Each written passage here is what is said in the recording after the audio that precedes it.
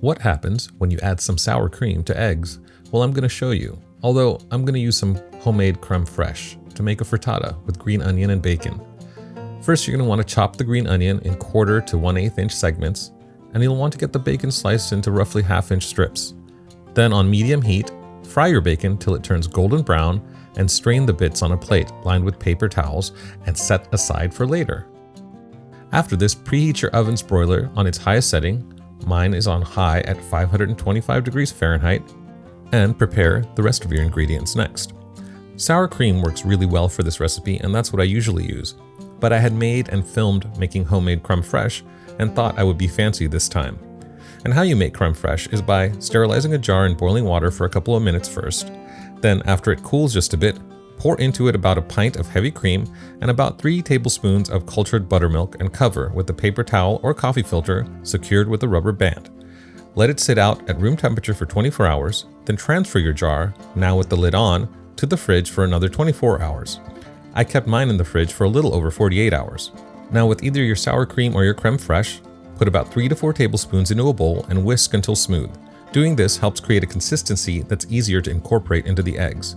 I'm using 7 eggs, and I'll end up using about 3 tablespoons of the crème fraîche. I whisk a little extra just in case I want to adjust, so I probably won't use the 4 tablespoons that I did put in.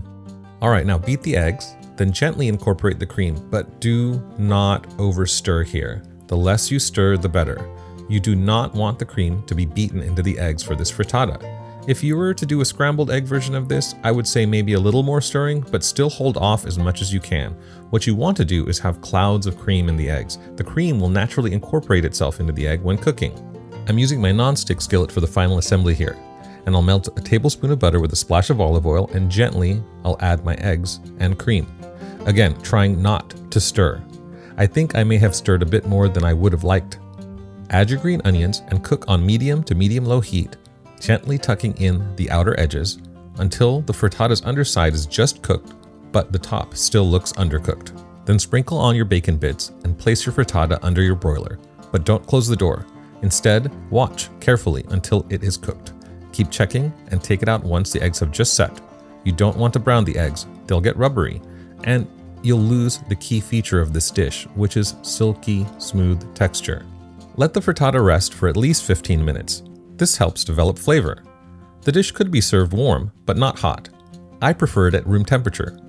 And you could serve this right in the pan that you cooked it in, but I really like putting it on a cutting board for presentation. So what I do is push my spatula around the edges toward the center carefully to make sure it is loose. Then I shake the pan until I can get one edge of the frittata out far enough to make contact with the cutting board. Once this happens, the relatively coarse grain of the wood on the board grabs the frittata, and you can pull the pan away easily. I like to serve this with a nice dark green salad. I'm using arugula with an apple cider vinaigrette. This is really a great brunch dish. It is rich, and a little goes a long way. We had it as a very late lunch, and really, you can only have one slice of this stuff. It is decadent, to say the least. By the way, this would go great with a glass of champagne, or a mimosa, whatever you like. I hope you enjoyed this video, and as ever, thank you so much for watching.